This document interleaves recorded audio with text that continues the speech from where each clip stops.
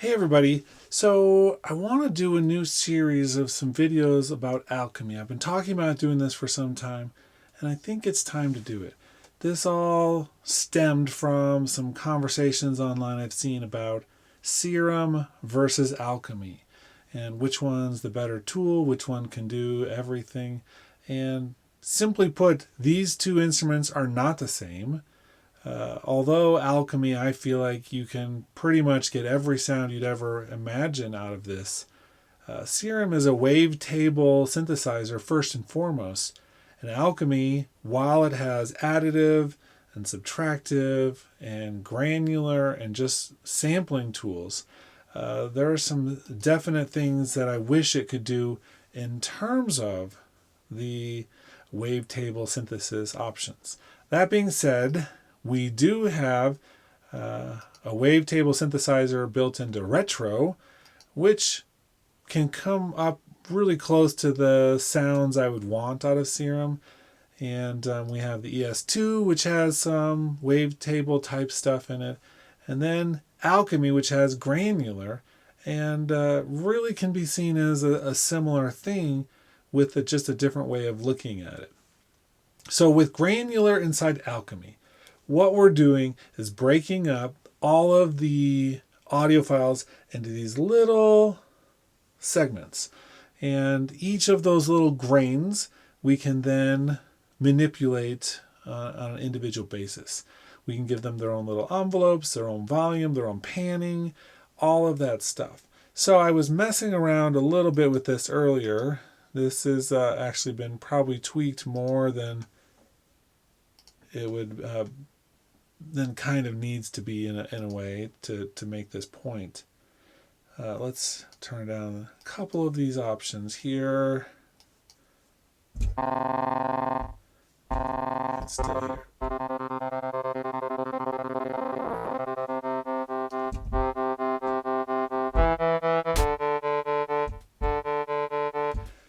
So we have the French horn. And I just imported this French horn into Alchemy in the granular option. And so we can actually come through and we can pretty much recreate what that horn sounds like really closely.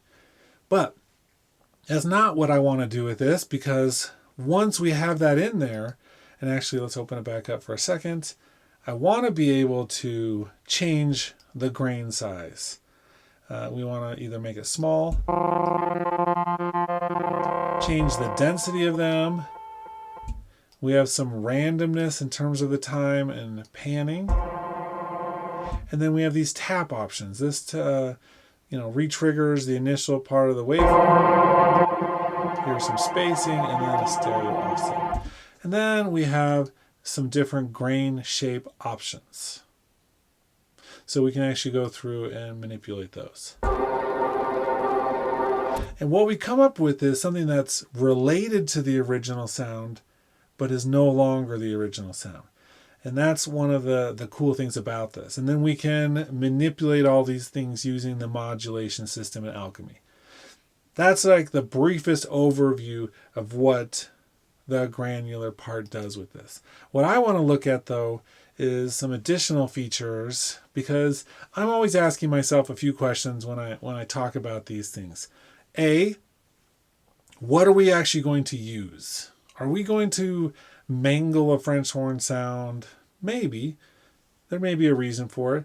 But depending on what type of music you're making, we have to really figure out how this ties into what you want to do.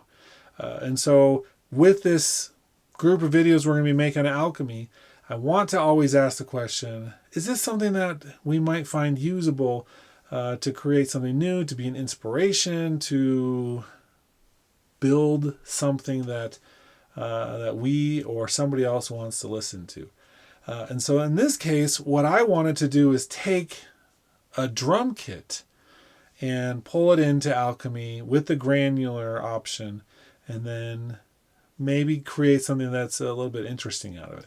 So first and foremost, when you're doing this, you can pull any of our loops or audio files from our browser over under the header, and Alchemy Granular is one of the choices. So that's how I created this particular patch that we're now looking at. And so with that, here it is. And you can see I've got the various settings here. I've got the grain size not all the way up, not all the way down. Density is at 1. I have some randomization for time and pan, and then we're using various taps, which again re-triggers.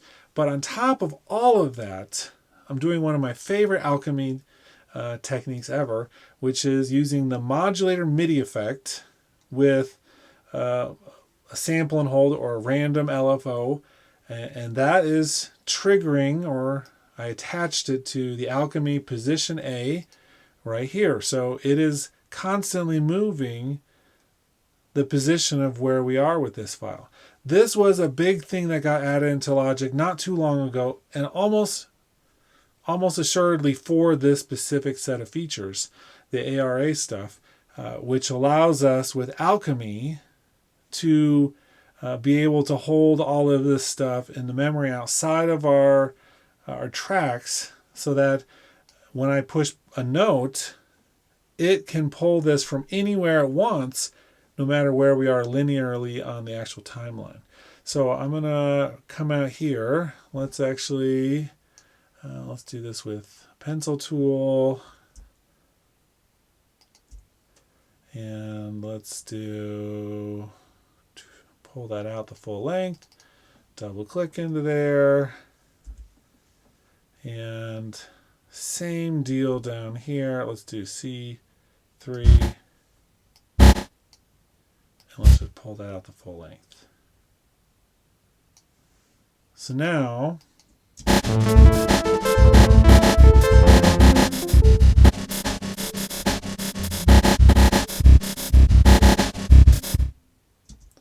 so we have drums being triggered there. I will say, if you notice one different thing about how this works, if I click in the middle of that C, why that it still plays is because under project settings, under MIDI, I have it chasing notes, sustained, and in the no transpose instrument channel strips all activate, which is not activated by default.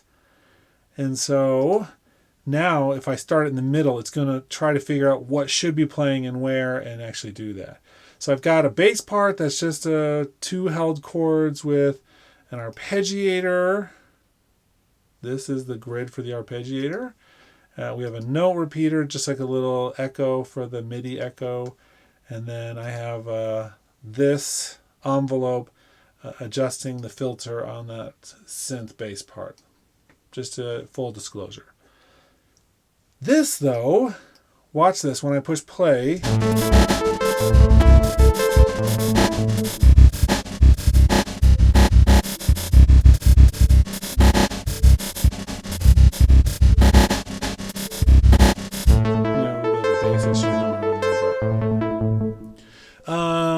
you can hear the percussion as it's moving around to different places. It's still having some sort of relevance to the tempo of the project, and that's because when we're doing this, let's come up here, that modulator is set to be sunk to tempo.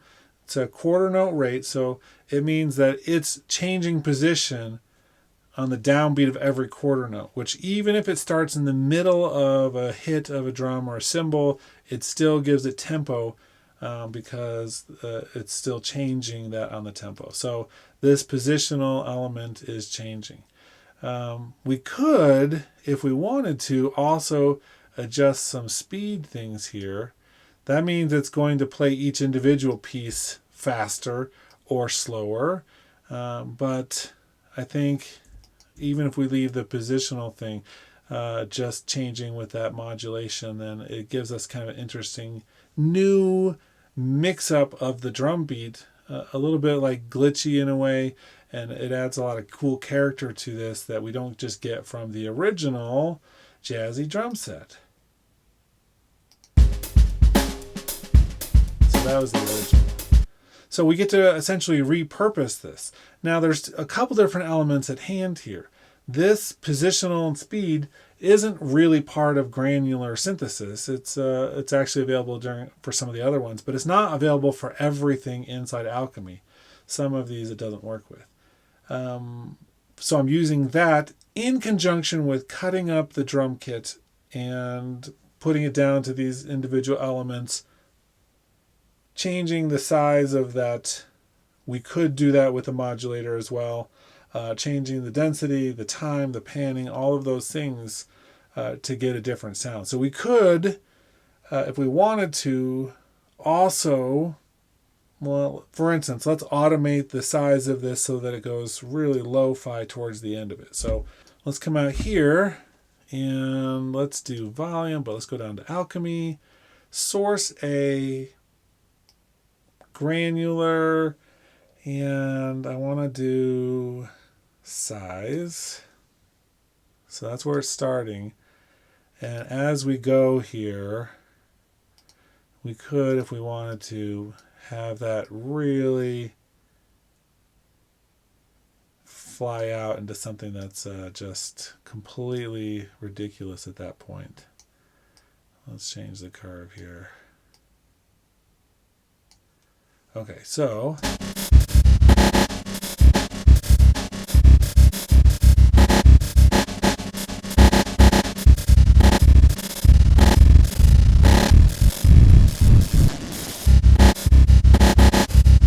you see how we can change that over time and really create something interesting sounding from it.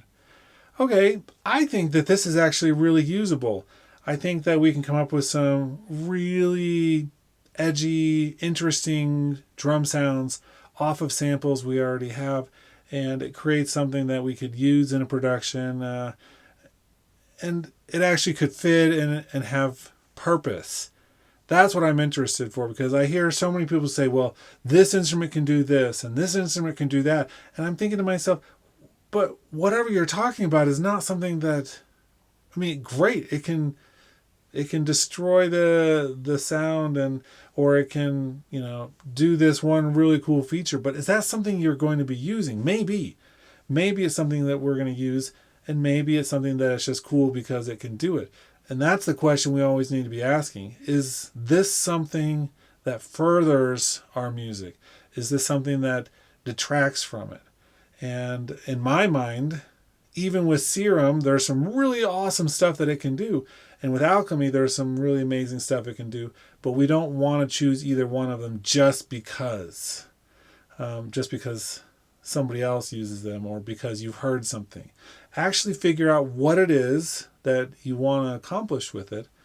And I think that that's the goal to go after. And that's what we're going to be focusing on. So in this one, we looked at creating this kind of, more of a random repurposing of a drum loop that still stays in time, but that has maybe a real different sound to it. Next time, let's look at, thinking of any sound we can think of and seeing if we can create it with Alchemy. I mean, let's actually look through and see what we can accomplish that could be usable. Okay, that's it for today's. Hope you enjoyed this. Hope you're going to come back for some of these other Alchemy videos we're going to do. I really want to take maybe some of your basic understandings and some of we're not going to really start at the beginning with this. I don't think that starting and explaining what every knob does is useful for anybody, because I think there's a lot of flaws in just going through like a manual. Go read the manual if you want that. If you want to actually see some of the stuff in action, then this is the place to come. Okay, that's it. We'll talk soon. Talk to you later.